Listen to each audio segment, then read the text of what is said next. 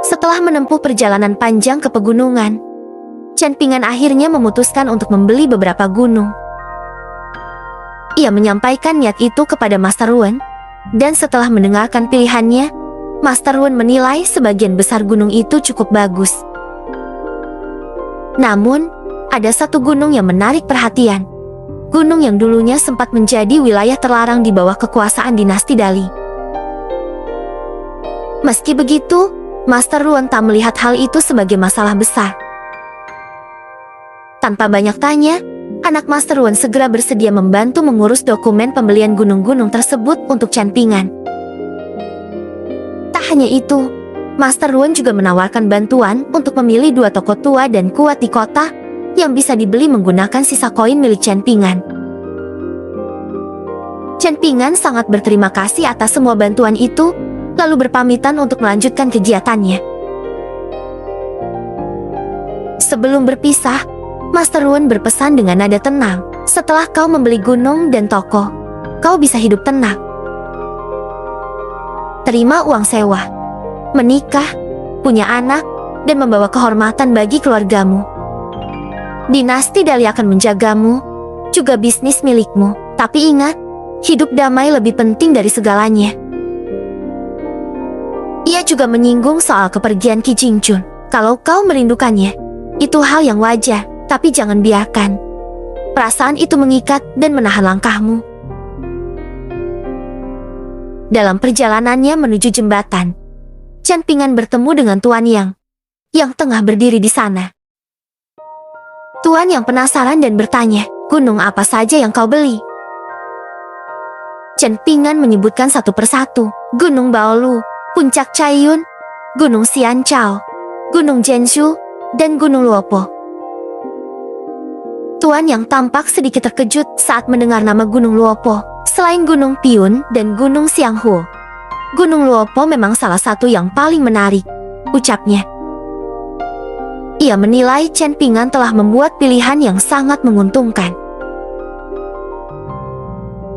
Sebelum berpisah, Tuan yang memberi peringatan serius, "Hati-hati dengan anak muda yang bersama pejabat itu.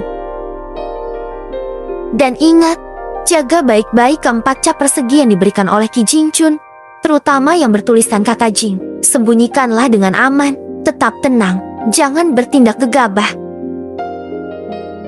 Chen Ping'an mengangguk dan berjanji akan mengingat nasihat itu, lalu melanjutkan perjalanannya melewati kota kecil yang kini telah sepenuhnya bergabung dengan dinasti Dali. Kota itu tak lagi menjadi dunia tersendiri seperti dulu, sejak pengorbanan besar yang dilakukan Qi Jingchun.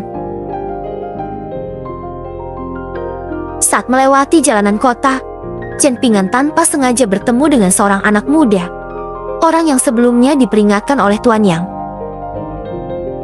Anak muda itu langsung menghampirinya dan berkata, "Ayo lihat, ada Tuan Song, mantan pengawas, yang ingin mengambil plakat nama kota kecil untuk dipamerkan."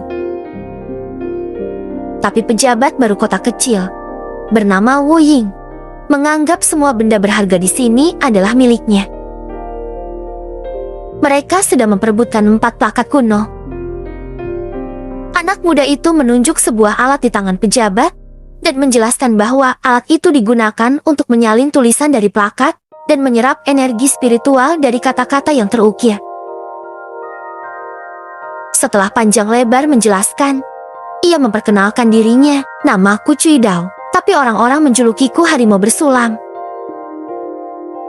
Chen Ping'an menyebutkan namanya singkat, lalu mencoba menghindar. Namun, Cui Dao malah terus mengikutinya dan mengajaknya ke rumah Song Jixin. Chen Ping'an menolak karena harus bekerja di tempat Master Wen.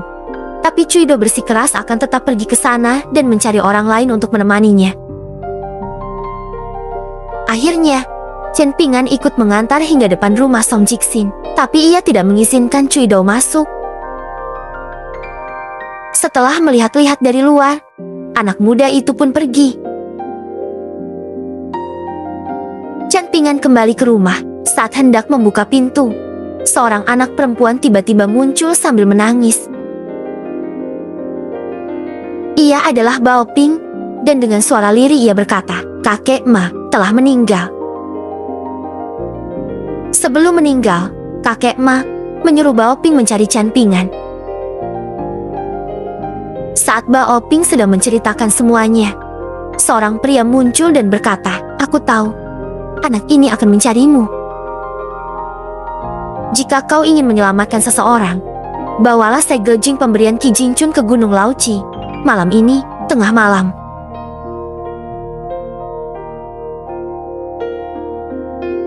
Oke guys, cerita ini belum berakhir. Nantikan kelanjutannya di video berikutnya. Jangan lupa like dan subscribe agar tidak ketinggalan.